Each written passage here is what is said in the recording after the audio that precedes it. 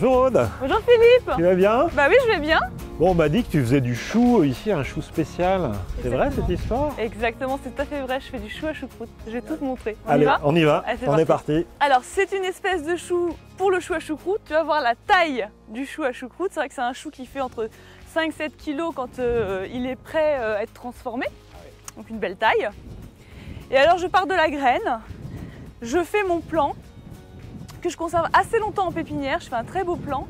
Et tu vas voir comment je viens le repiquer parce qu'on a quand même 2-3 petits soucis en Beauce avec des petits insectes qui s'appellent les altises. Ah oui. Hein, dont il faut se méfier pour arriver à récolter des beaux choux à choucroute. Ah ouais, et il faut combien de temps pour que de la graine au chou de 7 kg là, c'est... Mais écoute, ils sont repiqués depuis le mois de mai. D'accord. Hein, donc replantés dans ma terre. Et on a commencé la semaine dernière les premières choucroutes. Et alors bon, évidemment, une petite question un peu... provocatrice évidemment, est-ce qu'on est obligé de le manger avec des charcuteries comme en Alsace ou est-ce qu'il y a des petits trucs et astuces? Est-ce qu'on peut le manger autrement éventuellement? Alors déjà on peut le manger cru. Ah, c'est vachement bien. Puisque c'est une vraie lactofermentation traditionnelle, donc c'est ni cru ni cuit mais ça peut être mangé en l'état, sans aucune transformation, éventuellement un petit filet d'huile. Ah ouais, ça c'est génial, donc là on est déjà dans une approche un peu, si je puis dire, être un peu cuistre, un peu de raw food quoi, de cuisine cru, un peu dans l'esprit asiatique aussi, une salade de chou cru comme ça. Aussi, et du coup au niveau de la santé c'est un excellent produit. Ah oui, il y a plein de... toutes les vitamines et puis la lactofermentation c'est extrêmement... C'est ça, les vitamines sont conservées, les vitamines du chou, mais surtout il y a des probiotiques qui apparaissent au moment de la transformation. Donc on arrive avec un produit, ce qu'on appelle un super aliment, qui est bénéfique pour la santé. Donc c'est bon et ça fait du bien, donc effectivement, ça n'a que des vertus. Je t'emmène par là. Très bien. Et voilà comment on s'y prend. Donc là on a cueilli, donc on a commencé à retirer notre filet. Petit à petit le filet, ouais. Tu vois, ce filet, c'est ce qui nous garantit que les insectes ne vont pas venir piqueter les choux. Et on les voit là. Voilà, je te disais, un beau plan, tu vois au sol un paillage pour éviter l'enherbement, pour pas qu'il y ait de concurrence, que le chou puisse profiter de tout ce qu'il a besoin dans le sol. Voilà, sans du terroir vraiment. Ouais, voilà. Et là, du coup, tu vas arriver à en produire combien à peu près sur cette parcelle-là? Alors sur cette partie-là, j'ai pour objectif d'en faire 600 bocaux. D'accord, très bien. Voilà. Et un bocal, c'est à peu près... 1 kg. 1 kg, très bien. 600 kg de chou. Donc nous, on va proposer 3 types de choucroute. Une choucroute jeune, de l'année. 1 mois, 4 semaines, fraîchement lactofermentée, avec une petite acidité comme un vin qui est jeune. Ouais, voilà. ça. Une choucroute de 6 mois qui déjà s'arrondit et une choucroute d'1 an. Génial, la choucroute vintage un peu, on pourrait dire. C'est ça. Génial. Et du coup, plus on avance dans le temps, plus l'acidité baisse, plus les épices développent leur arôme, plus le goût s'arrondit. Et plus on a de probiotiques aussi. Ah oui, donc en fait, voilà, plus elle vieillit, plus elle apporte de super éléments bons pour la santé. C'est bon, c'est encore meilleur pour le corps. Génial. Dans une démarche de consommation locale, si on veut se restreindre à une consommation locale, il peut arriver que localement, il y a un petit peu moins de rendement, qu'il y ait des dégâts climatiques ou dus à des insectes. Et du coup, développer la lactofermentation et surtout entretenir ces méthodes traditionnelles, c'est aussi s'assurer d'être capable, à un moment donné, si on en a besoin, avec des aliments frais, avec des légumes frais, de pouvoir les transformer sans chauffage, les conserver pour plus tard. Et en plus, on a dit c'est un super aliment quoi. Ça c'est génial, c'est un peu la logique du garde-manger. On se dit, on se garde dans un coin de sa cave ou de sa cuisine des aliments pour des jours où ça sera peut-être plus compliqué. Du coup, il ne nous reste plus qu'à aller au restaurant. Allez, on va les retrouver Paul au Moulin de Ponceau? Avec grand plaisir, génial. On est parti.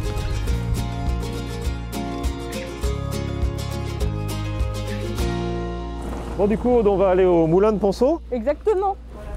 Alors moi, je suis amoureuse de la cuisine de Paul. Les aliments, les légumes surtout que je lui fournis pour le restaurant, il sait très bien les travailler et surtout, il les garde vraiment très proches de leur état naturel. Oui, voilà. Jamais de surcuisson, jamais de choses qui sont rajoutées pour rien. Bon, on va frapper, il doit être là normalement. Bonjour Paul. Bonjour Paul. Donc j'arrive avec Philippe. Enchanté. Enchanté. Pour qu'on puisse lui montrer notre procédé de choucroute qu'on a perfectionné ensemble. Mais parfait, bienvenue au Moulin de Ponceau. Merci beaucoup, on vous suit.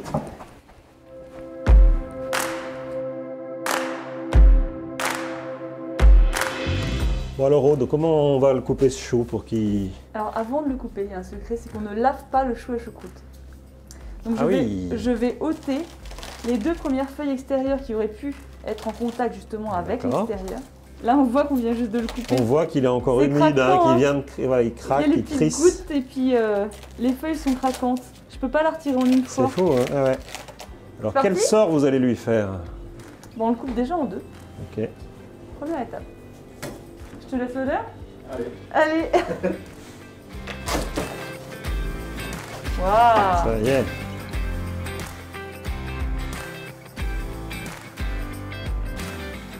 On voit que vous avez gardé un peu d'épaisseur, un peu Exactement. pour Donc avoir- on a fait plusieurs essais.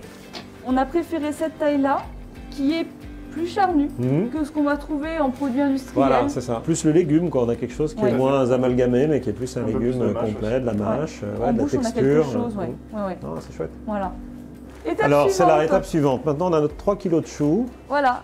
Maintenant, il faut qu'on mette l'ingrédient indispensable pour déclencher la lactofermentation, c'est le sel. Le sel. Donc, on a dit du sel de mer, hein, sans rien d'autre. Sans rien d'autre. Sel de Guérande, très bien. C'est ça.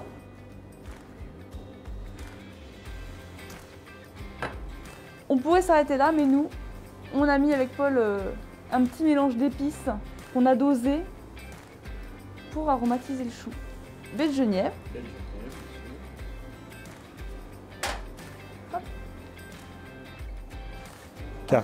Carvi ou cumin? Carvi ou Carvi. cumin? Carvi, Cumin, cumin. là. Voilà, le cumin est plus vert. C'est ça, Carvi, cumin. carvi et cumin. Donc, ça sent quand même l'Alsace, n'est-ce pas, Paul, un peu, hein? Tout à fait. Ouais. Et là, il faut activer le processus. Voilà. Là, le tour de main, c'est comme ça qu'on active le processus. Ah, on est super là. Ah oui, c'est Impeccable. impressionnant, hein, le jus que ça rend. Donc là, on a quasiment réduit des 2 tiers, quoi. Ouais. Tout On à passe fait. à la mise en bocaux. Donc là, on est sur un produit qui ne sera pas chauffé, C'est ça, qui va être cru dans le bocal. plus dans le bocal. Le chou va continuer sa lactofermentation. Pendant combien de temps, Odifo? 3 semaines. 3 semaines, ok. Voilà. Vous le tassez. Donc là, je suis en train de le tasser, D'accord. puisque chaque bocal doit contenir 1 kg de choucroute. Bon, Aude, chef, alors on va patienter, on va donner du temps au temps. On se retrouve au même endroit dans 3 semaines. Ah, bonjour Aude, comment ça va? Très bien. Vous allez bien? J'ai apporté la choucroute. Génial. Quel âge elle a cette choucroute alors? Eh bien, là, elle est jeune.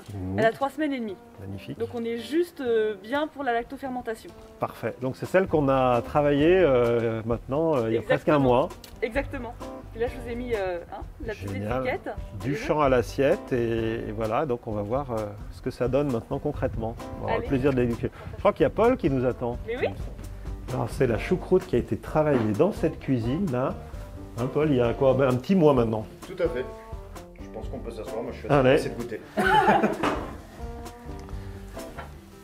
Je te laisse ouvrir le pot. Allez. Donc là il sort du bocal directement. Exactement. Donc il a été ni cuit, il a simplement maturé, on peut dire. Enfin, ce petit mois là, il a passé son petit mois en bocal. Exactement. Donc là il prend l'air pour la première fois. On goûte? Rien que l'odeur, ça donne envie. L'odeur, et il est craquant. Craquant. Hein.